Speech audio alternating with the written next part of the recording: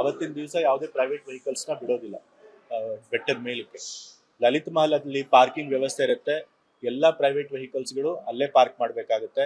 ನಂತರ ಎಲ್ಲರಿಗೂ ಕೂಡ ಭಕ್ತಾದಿಗಳಿಗೆ ಅಂತ ಹೇಳಿ ಅಲ್ಲಿಂದ ಮತ್ತೆ KSRTC ಬಸ್ಗಳನ್ನ ನಾವು ವ್ಯವಸ್ಥೆ ಮಾಡಿರ್ತೀವಿ. ಸೊ ಎಲ್ಲ ಭಕ್ತಾದಿಗಳು ಅಲ್ಲಿ KSRTC ಬಸ್ ಹತ್ಕೊಂಡು ಅಲ್ಲಿಂದ ಚಾಮುಂಡಿ ಬೆಟ್ಟದಲ್ಲಿರುವಂಥ ಪಾರ್ಕಿಂಗ್ ಸ್ಥಳಕ್ಕೆ ಬರ್ತಾರೆ, ಮತ್ತೆ ಅಲ್ಲಿಂದ ಕ್ಯೂನಲ್ಲಿ ಹೋಗ್ತಾರೆ. ಮತ್ತೆ 2,000 ರೂಪಾಯಿ ಟಿಕೆಟ್ ಕೂಡ ಮಾಡಿದ್ವಿ. ಕಳೆದ ಬಾರಿ 300 ರೂಪಾಯಿ ಟಿಕೆಟ್ ಕೂಡ ಇತ್ತು. ಈ ಸರಿ 300 ರೂಪಾಯಿ ಟಿಕೆಟ್ ಬೇಡ ಅಂತ ಹೇಳಿ ನಿರ್ಧಾರ ಮಾಡಿದ್ವಿ. ಯಾಕಂದ್ರೆ 300 ರೂಪಾಯಿ ಟಿಕೆಟ್ ಬಂದವರು ಕೂಡ 1 ಪಾಯಿಂಟ್ ಸಾಮಾನ್ಯ ಸರ್ತಿಲಿ ನಿಂತಿರ್ತಾರಲ್ಲ, ಆ ಸರ್ತಿನೇ ಜಾಯ್ನ್ ಆಗೋರು. ಸೊ ಜಾಯ್ನ್ ಆಗಿ ಅವ್ರಿಗೇನಂತಹ ಬೆನಿಫಿಟ್ ಆಗ್ತಿರ್ಲಿಲ್ಲ, ಅವರು ಕೂಡ ಅಷ್ಟೇ ಸಮಯ ಕಾಯ್ಬೇಕಾಗಿತ್ತು.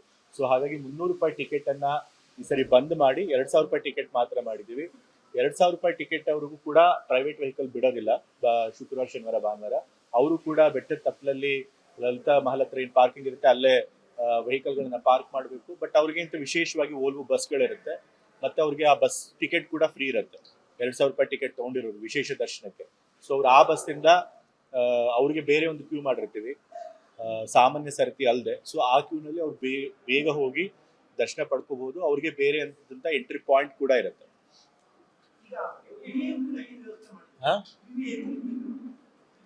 ಈಗ ಕಳೆದ ಬಾರಿ VIP ಏನಾಗ್ತಿತ್ತು ಅಂತಂದ್ರೆ ಬೆಳಗಿಂದ ಸಾಯಂಕಾಲ ತನಕ ಕಂಟಿನ್ಯೂಸ್ ಆಗಿ ಬರ್ತಾ ಇತ್ತು. ಸೊ ಹಾಗಾಗಿ ಸಾಮಾನ್ಯ ಜನರಿಗೆ ತೊಂದರೆ ಆಗ್ತಿತ್ತು. ಸೊ ಈ ಸರಿ ಅದನ್ನ ತಡಿಬೇಕು ಅಂತ ಹೇಳಿ, ತಪ್ಪಿಸ್ಬೇಕು ಅಂತ ಹೇಳಿ ನಾವು VIP ಒಂದು ನಿಗದಿತವಾದ ಸಮಯ ಇಟ್ಟಿದ್ದೇವೆ. ಅವ್ರು ಆ ಸಮಯದಲ್ಲಿ ಮಾತ್ರ ಬರಬೇಕು. ಬೆಳಗ್ಗೆ ಒಂದು 4 ಅವರ್ ಇಟ್ಟಿರ್ತವೆ, ಸಾಯಂಕಾಲ ಒಂದು 3 ಅವರ್ ಇಟ್ಟಿದ್ದಾವೆ. ಬೆಳಗ್ಗೆ ಬಹುಶಃ ಬೆಳಗ್ಗೆ 6:30 5:30 to 9:30 ಬೆಳಗ್ಗೆ ಮಾತ್ರ, ಸಾಯಂಕಾಲ ಇಟ್ಟಿಲ್ಲ. ಸೊ ಸಾಯಂಕಾಲ VIP ಅವಕಾಶ ಇಲ್ಲ, ಬಟ್ ಅದನ್ನ ನೋಡ್ಕೊಂಡು ಅದನ್ನ ಚೇಂಜ್ ಮಾಡ್ಕೋಬಹುದು, ಜನ ಹೇಗ್ ಬರ್ತಾರೆ ಅನ್ನೋದನ್ನ ನೋಡ್ಕೊಂಡು. ಸೊ VIP ಒಂದು ನಿಗದಿತ ಸಮಯ ಮಾಡಿದ್ವಿ, ಬೆಳಗ್ಗೆ 5:30 9:30 ತನಕ. ಸೊ ಆ ಸಮಯದಲ್ಲಿ ಮಾತ್ರ ನಾವು VIP ದರ್ಶನ ಕೊಡ್ತೀವಿ.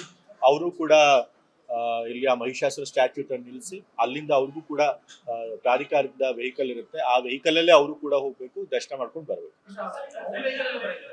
ಅವ್ರ ವೆಹಿಕಲ್ ಏನಿದ್ರು ಕೂಡ ಮಹಿಷಾಸುರ ಸ್ಟ್ಯಾಚ್ಯೂ ತನಕ ಅಷ್ಟೇ, ಯಾರಿಗೆ ಪ್ರೋಟೋಕಾಲ್ ಇರುತ್ತೆ ಅವ್ರಿಗೆ. ನಂತರ ಅಲ್ಲಿಂದ ಪ್ರಾಧಿಕಾರದಿಂದ ವಾಹನ ವ್ಯವಸ್ಥೆ ಇರುತ್ತೆ, ಅಲ್ಲಿಂದ ಅವ್ರು ಆ ವಾಹನ ಹತ್ಕೊಂಡು ಹೋಗ್ಬೇಕು.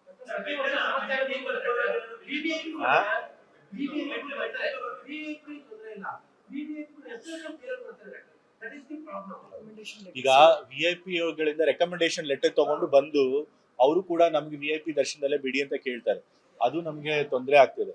ಸೊ ಹಾಗಾಗಿ ರೆಕಮೆಂಡೇಶನ್ ಲೆಟರ್ ಇದ್ರೆ ಅವ್ರಿಗೆ ನಾವು VIP ದರ್ಶನದಲ್ಲಿ ಕೊಡೋದಿಲ್ಲ. ಅವ್ರಿಗೆ ಸಪರೇಟ್ ಏನಾದ್ರು ಒಂದ್ ಬೇರೆ ಕ್ಯೂ ಇರುತ್ತೆ. ಅವರು ಮಹಾಬಲೇಶ್ವರ ದೇವಸ್ಥಾನದಿಂದ ಸುತ್ತಾಕೊಂಡು ಮತ್ತೆ ವಾಪಸ್ಸು ಸಾಮಾನ್ಯ ಸರ್ತಿಗೆ ಜಾಯಿನ್ ಆಗಿ ಮೇನ್ ಎಂಟ್ರೆನ್ಸ್ ಇಂದ ಹೋಗಿ ಅವ್ರು ದರ್ಶನ ಮಾಡ್ತಾರೆ. ಅವ್ರ ವೆಹಿಕಲ್ ಕೂಡ ಮಹಿಷಾಸುರ ಸ್ಟ್ಯಾಚ್ಯೂ ತನಕ ಮಾತಾಡ್ತಾರೆ. ನಾ ಹೇಳಿದೀನಿ ಸ್ಟ್ರಿಕ್ಟ್ ಆಗಿ, VIP ಅವ್ರ ಇಮಿಡಿಯೇಟ್ ಫ್ಯಾಮಿಲಿಗಳಿಗೆ ಮಾತ್ರ ಬಿಡಬೇಕು, ಅವ್ರಿಗೆ ಮಾತ್ರ ಬಿಡಬೇಕು. ರೆಕಮೆಂಡೇಶನ್ ಲೆಟರ್ ಇರೋರಿಗೆ ನಾವು ಯೋಚನೆ ಮಾಡ್ತೀವಿ, ಅವ್ರನ್ನ ಮಹಿಷಾಸುರ ಸ್ಟ್ಯಾಚ್ಯೂ ತನಕ ಬಿಡೋದು ಅಥವಾ ಕೆಳಗಡೆ ಪಾರ್ಕಿಂಗ್ ವ್ಯವಸ್ಥೆಗೆ ಇದು ಮಾಡೋದು. ಸೊ ಲಾಸ್ಟ್ ಟೈಮ್ ಅಲೋ ಮಾಡಿರಲಿಲ್ಲ, ಈ ಸರಿನೂ ಕೂಡ ನಾವು ಇಲ್ಲ, ಅದು ತೀರ್ಮಾನ ಆಗಿದೆ. ಪ್ರೋಟೋಕಾಲ್ ಮಾತ್ರ ನಾವು ಮಹಿಷಾಸುರ ಸ್ಟ್ಯಾಚ್ಯೂ ತನಕ ಬಿಡ್ತೀವಿ. ಆದ್ರೂ VIP ಲೆಟರ್ ತಗೊಂಡು ಏನಾದ್ರು ಬಂದಿರ್ತಾರೆ, ಅವ್ರನ್ನ ನಾವು ಬೆಟ್ಟದ ತಪ್ಪಲಲ್ಲೇ ನಿಲ್ಸಿ ಅವ್ರ ಮಾಮೂಲಿ ಬಸ್ಗಳಿಂದ ಹತ್ಕೊಂಡು ಅವ್ರ ಸಪರೇಟ್ ಕ್ಯೂ ಇರುತ್ತೆ, ಆ ಕ್ಯೂನಲ್ಲಿ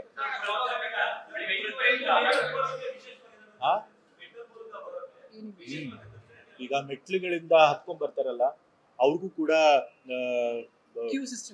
ಕ್ಯೂ ಸಿಸ್ಟಮ್ ಇರುತ್ತೆ. ಅವರು ಕೂಡ 2,000 ರೂಪಾಯಿ ಟಿಕೆಟ್ ತಗೊಂಡು ವಿಶೇಷ ದರ್ಶನ ತಗೊಳ್ಬೇಕಾದ್ರೆ ಅವಕಾಶ ಇರುತ್ತೆ. ಮತ್ತೆ ಅವ್ರು ಸಾಮಾನ್ಯ ಸರ್ತಿಲು ಕೂಡ ಅವ್ರು ಬರ್ಬೇಕಾಗತ್ತೆ. ಮತ್ತೆ ಬೆಟ್ಟ ಹತ್ತಬೇಕಾದ್ರೆ ನಾವು ಅವ್ರಿಗೆ ಏನೇನು ವ್ಯವಸ್ಥೆಗಳನ್ನ ಮಾಡಬೇಕು ಎಲ್ಲ ಮಾಡಿದೀವಿ. ಮೆಟ್ಲುಗಳೆಲ್ಲ ಏನಾದ್ರು ರಿಪೇರಿ ಡ್ಯಾಮೇಜ್ ಆಗಿದೆ ಅದೆಲ್ಲ ರಿಪೇರಿ ಮಾಡಬೇಕು ಅಂತ ಹೇಳಿದೀವಿ. ಮತ್ತೆ ಅಲ್ಲೆಲ್ಲ ಬ್ಯಾರಿಕೇಡಿಂಗ್ ಹಾಕಿರ್ಬೇಕು ಅಂತ ಹೇಳಿದ್ದೇವೆ. ಮತ್ತೆ ಅವರು ಬರ್ಬೇಕಾದ್ರೆ ಏನಾದ್ರು ಕುಡಿಯೋ ನೀರಿನ ವ್ಯವಸ್ಥೆ ಮತ್ತೆ ಹಾಲಿನ ವ್ಯವಸ್ಥೆ ಅಥವಾ ಬಿಸ್ಕೆಟ್ ವ್ಯವಸ್ಥೆ ಮಾಡ್ತೀವಿ ಅಂತ ಹೇಳಿದ್ದಾರೆ. ಯಾಕೆಂತಂದ್ರೆ ನಡ್ಕೊಂಡ್ ಬರ್ಬೇಕು, ಮತ್ತೆ ಕ್ಯೂನಲ್ಲಿ ನಿಂತ್ಕೊಳ್ಬೇಕು. ಸೊ ಆ ಟೈಮಲ್ಲಿ ಅವ್ರಿಗೇನು ತೊಂದರೆ ಆಗ್ಬಾರ್ದು ಅಂತ ಹೇಳಿ ಹಾಲು ಅಥವಾ ಏನಾದ್ರು ಬಿಸ್ಕೆಟ್ ವ್ಯವಸ್ಥೆ ಕೂಡ ಎಲ್ಲ ಮಾಡಿರ್ತಾರೆ. ಮತ್ತೆ ರಕ್ಷಣಾ ಸಿಬ್ಬಂದಿಯವರು ಕೂಡ ಇದ್ದೇ ಇರ್ತಾರೆ.